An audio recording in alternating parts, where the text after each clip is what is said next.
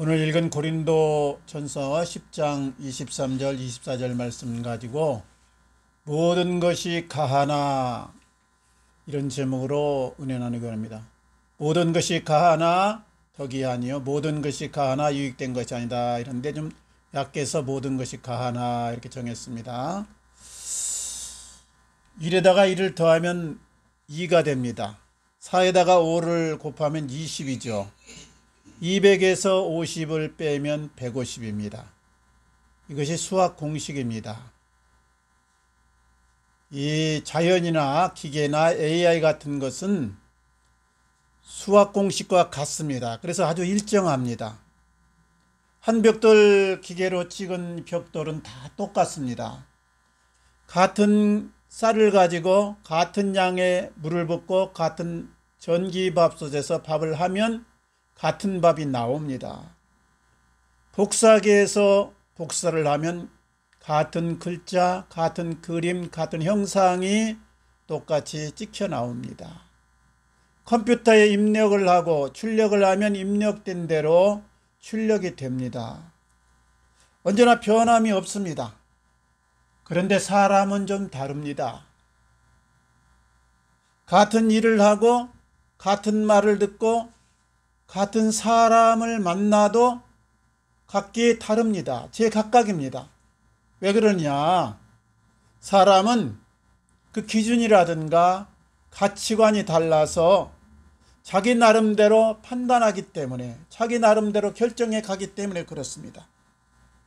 그렇다고 해서 사람에게 아주 기준이 없는 것이 아닙니다.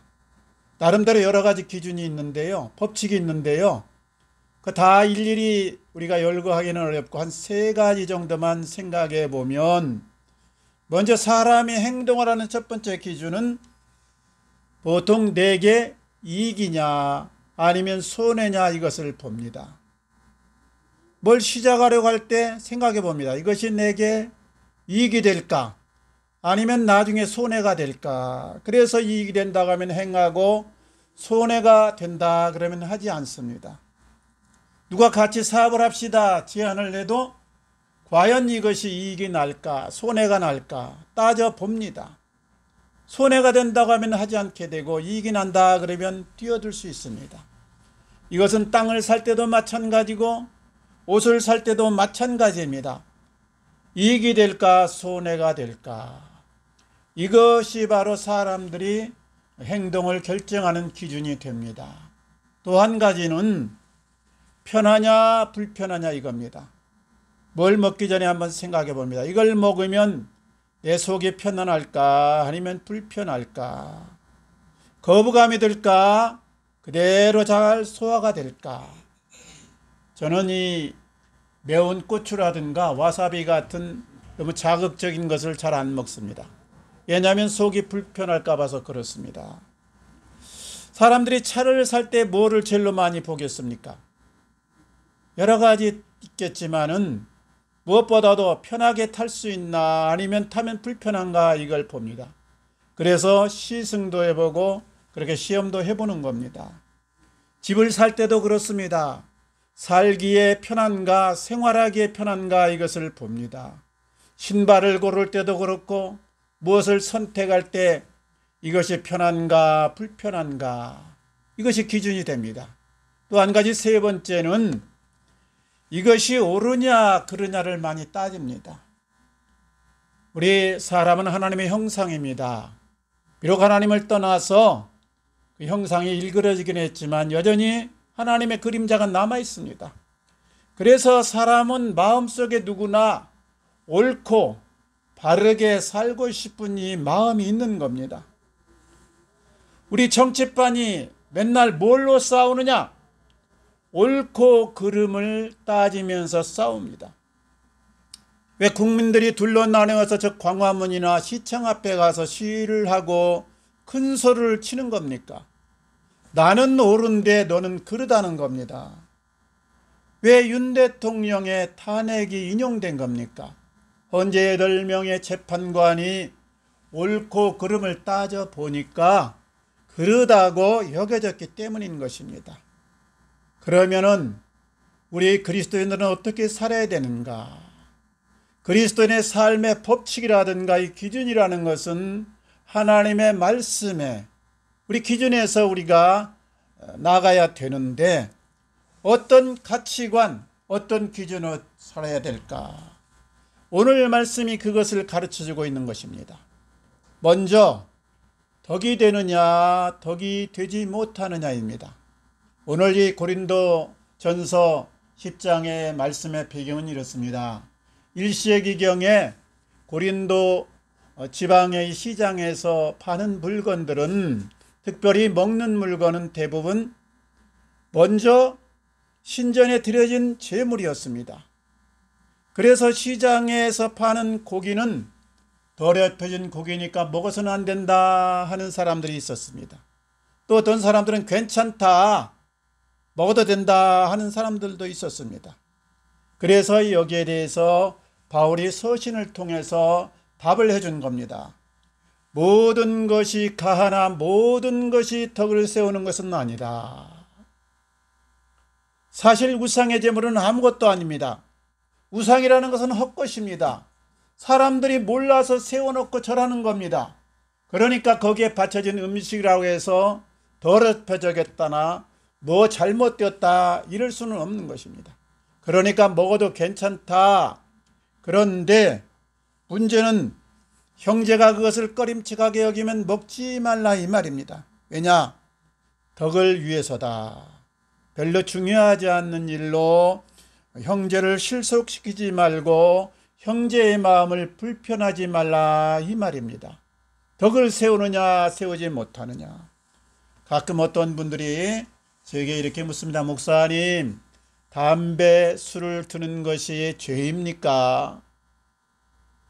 그러면서 어떤 분들은 또 그래. 예수님이 첫 이적을 행하실 때 포도주를 만드시지 않았습니까?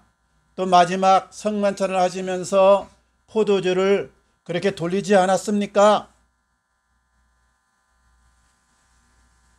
사실 우리는 예수 그리스도를 믿음으로 말미암아서 율법에서 해방되었습니다.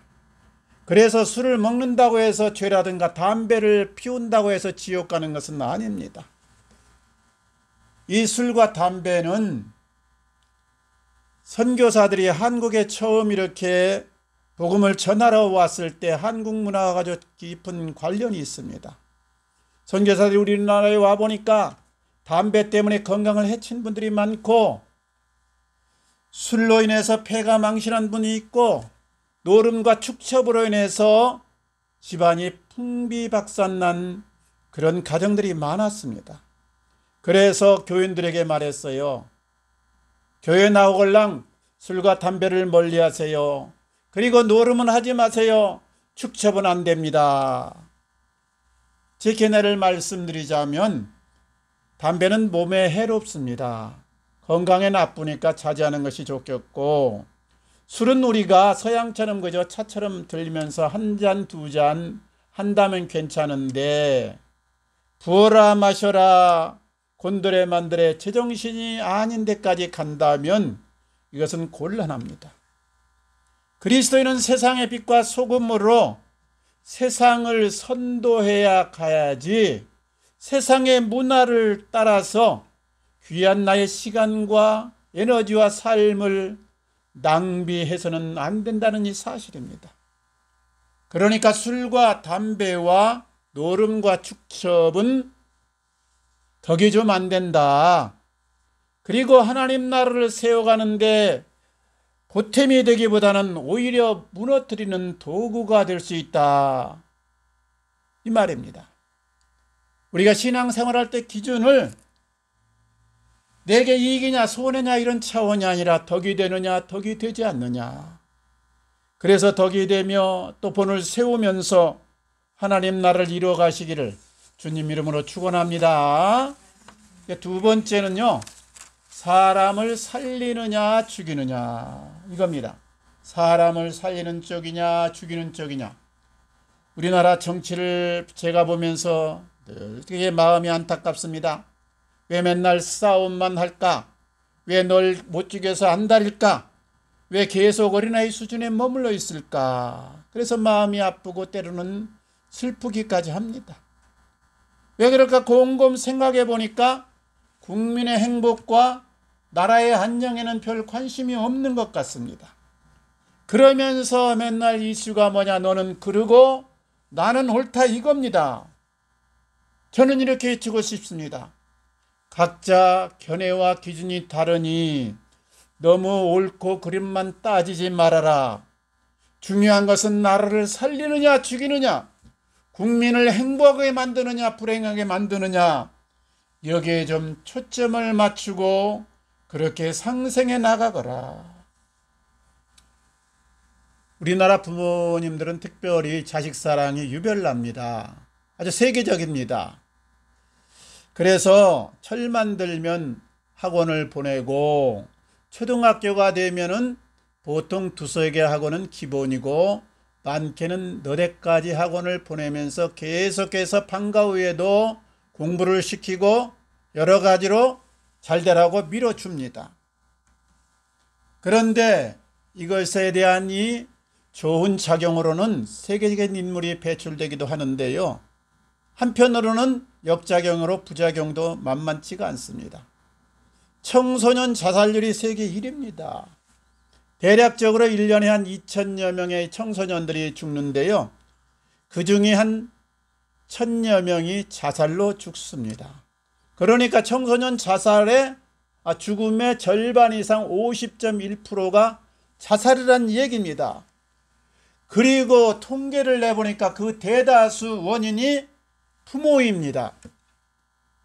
부모들이 너무 아이들을 밀어붙입니다. 닥달을 합니다.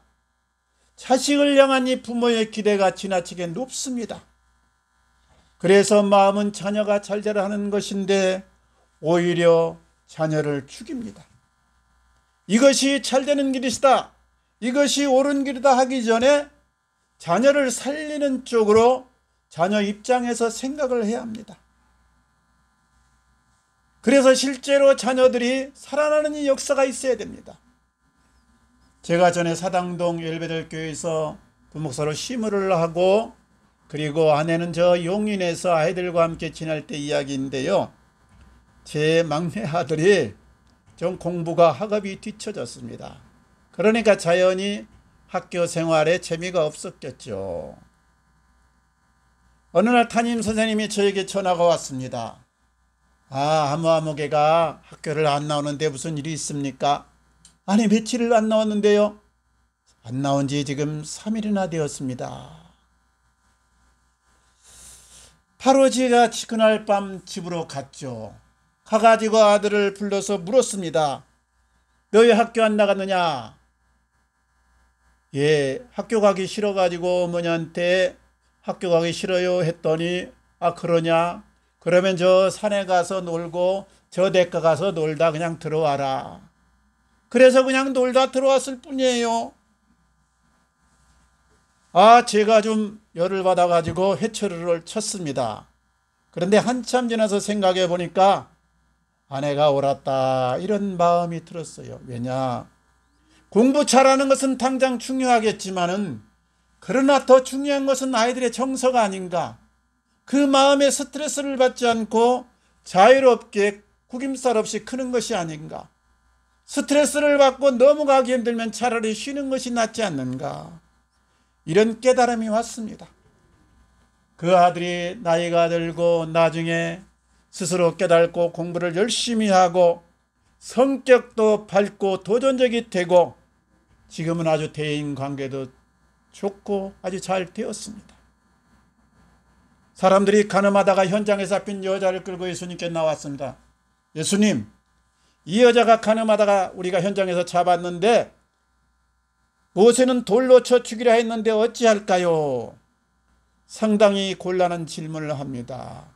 왜냐? 예수님을 올무에 덧세우려고 쳐 죽이라 그러면 사랑사랑해 주는 분이 몰인정하다, 잔인하다, 이렇게 할 것이고 그냥 놔줘라 그러면은 모세의 법을 어겼다고 또 비난할 것이고.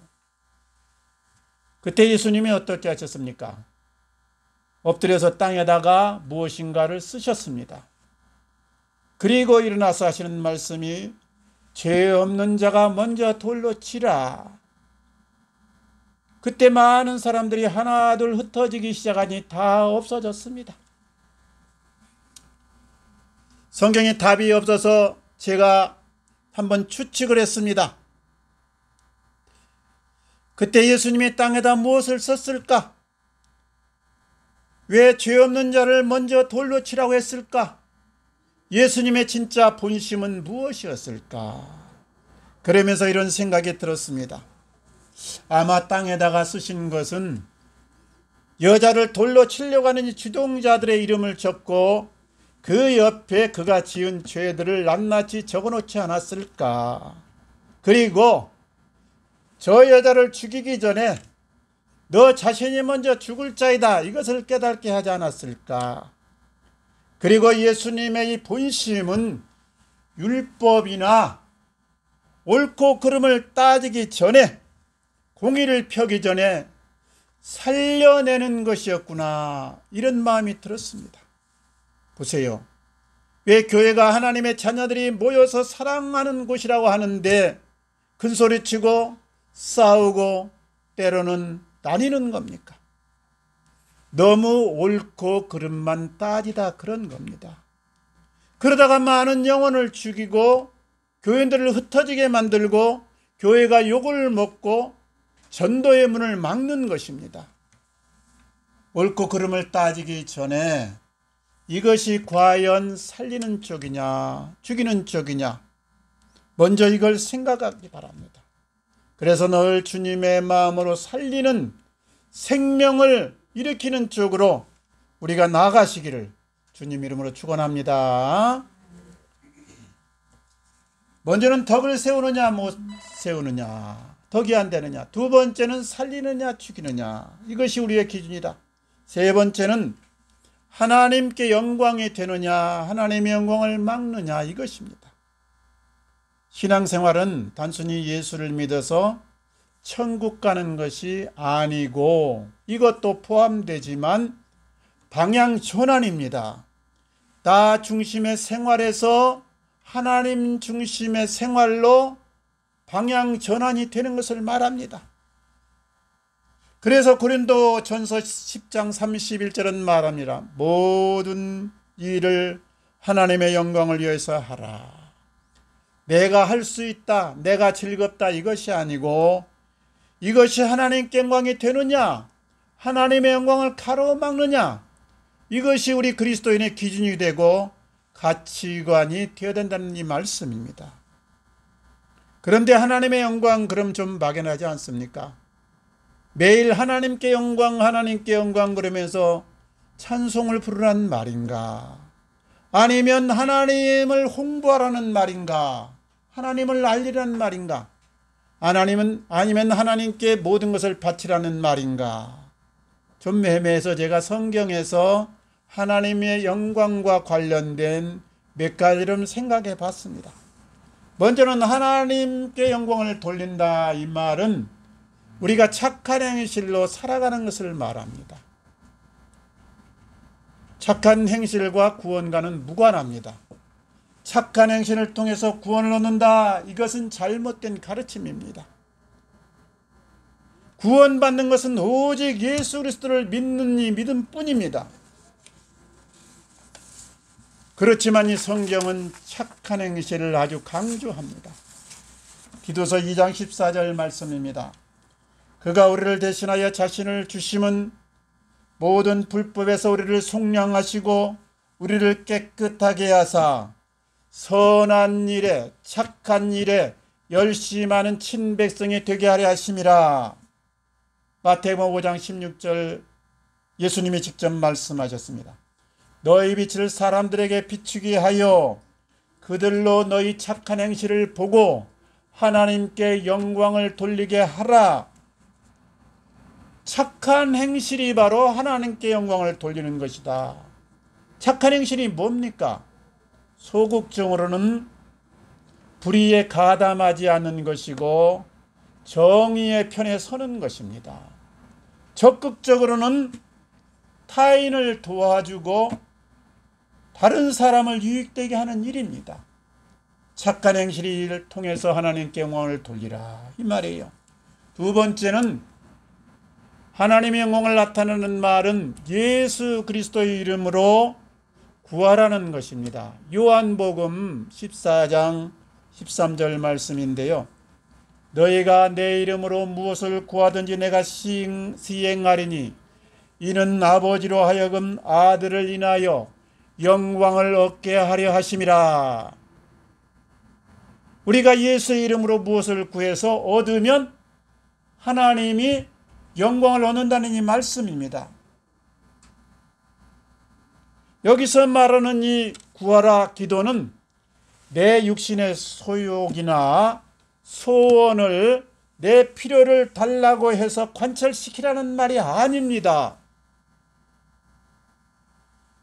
예수님이 기도로 받은 하나님의 능력과 지혜를 가지고 무엇을 하셨습니까? 여러 가지를 들 수 있지만 요약하면 천국 복음을 전파하셨습니다. 병든 자를 고쳤습니다. 눌린 자를 해방시켰습니다.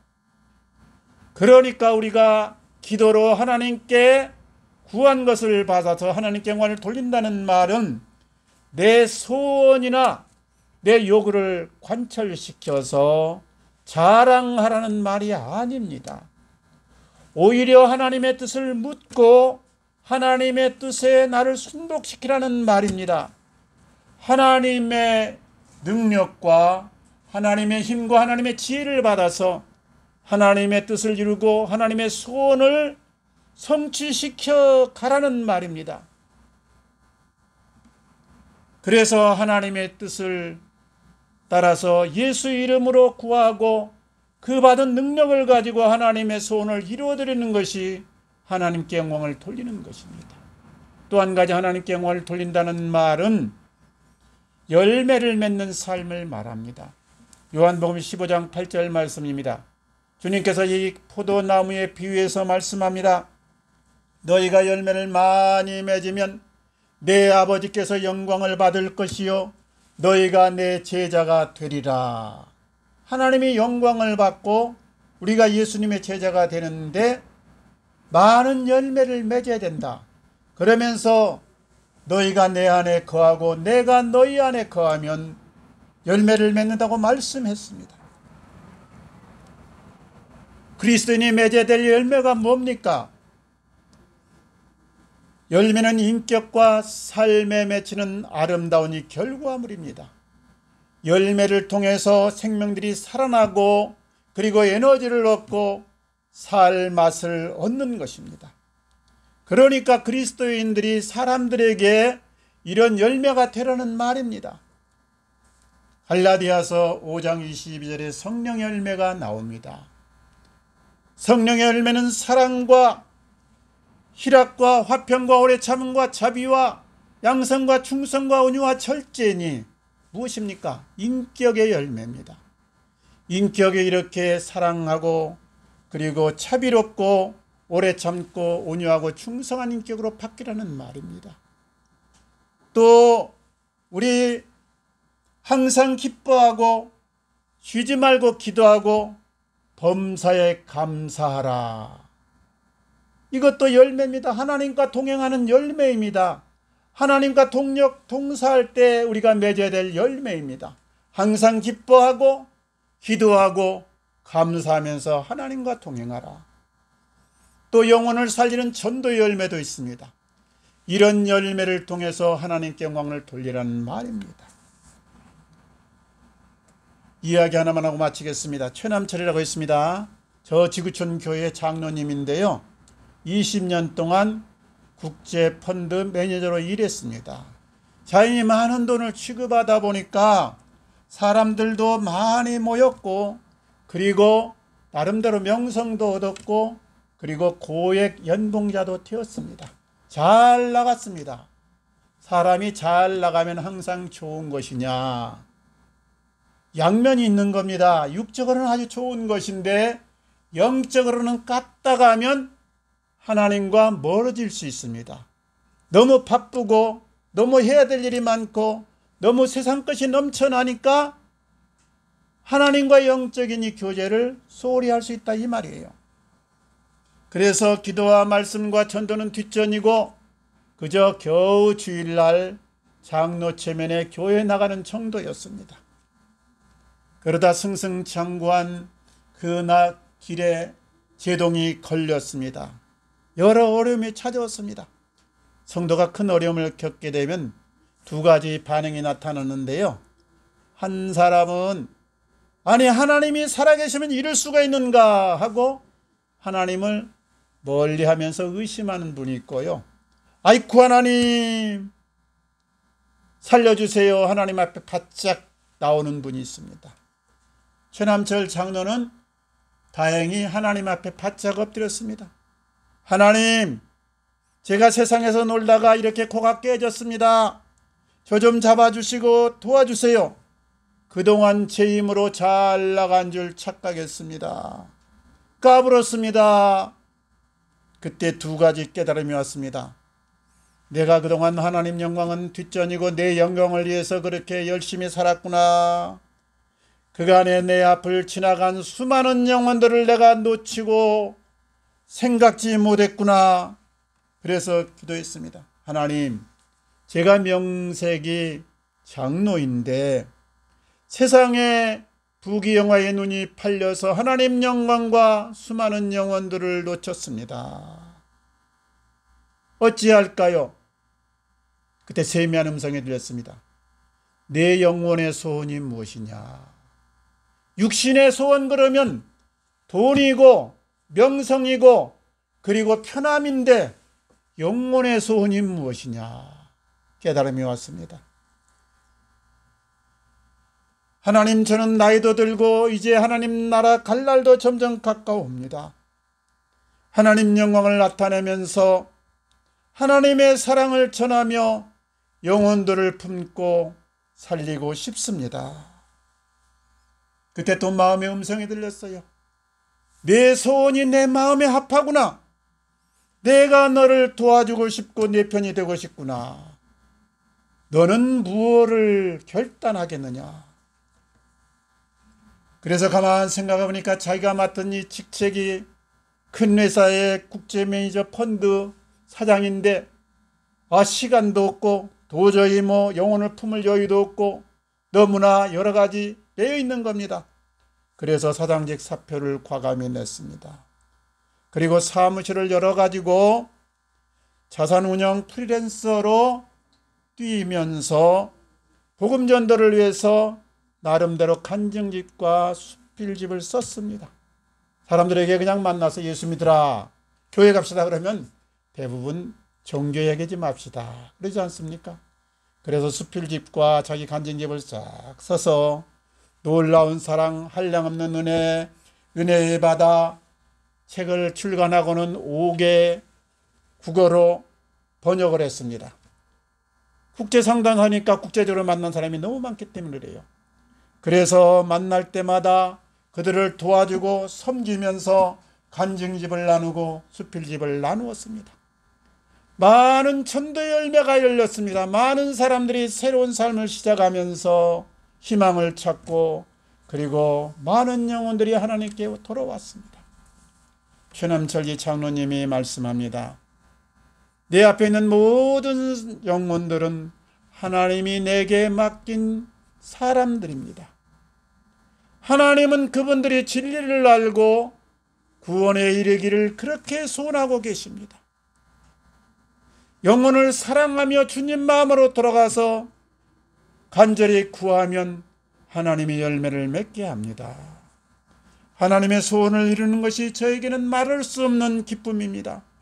나를 통해서 한 영혼의 운명이 바뀐다고 생각하니 그 기대와 설레임은 돈을 벌 때보다 명성을 얻을 때보다 더 좋습니다. 사랑하는 성도님들, 우리 성도들의 가치관 기준이 무엇이 되어야 되겠습니까? 먼저는 이웃에게 덕이 되느냐, 덕이 되지 않느냐. 다음으로는 이것이 사람을 살리는 일이냐, 가로먹거나 죽이는 일이냐. 다음으로 이것이 하나님께 진정 영광이 되느냐, 하나님의 영광을 가로막느냐. 우리 이것을 늘 생각하시면서 하나님의 뜻을 쫓아 그리스도의 기준의 삶을 사심으로 열매를 맺으시고 승리하시기를 주님 이름으로 축원합니다. 같이 기도하겠습니다. 아버지